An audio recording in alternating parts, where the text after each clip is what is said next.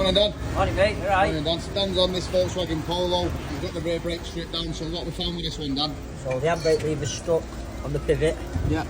It's C-solid, so it's making the vehicle bind on the back end. Okay. So we need to replace the shoe kit, Yeah. the drums, adjust it all up, etc. and it'll all be fine. Also, you can see it's down to the rivets on the shoes compared to the new shoe. So these are the new parts. We've got new drums, reason replacing them because these will go thin and they've got a big lip on this. We're going to replace the wheel cylinders and then obviously we're replacing the shoe kit with all the fitting stuff. So we get this section all cleaned down. This is where the shoe sits on, it rubs against it. That's your handbrake cables, we've checked them to be free, they're all okay. So inside the vehicle gets de-adjusted, we'll get it installed.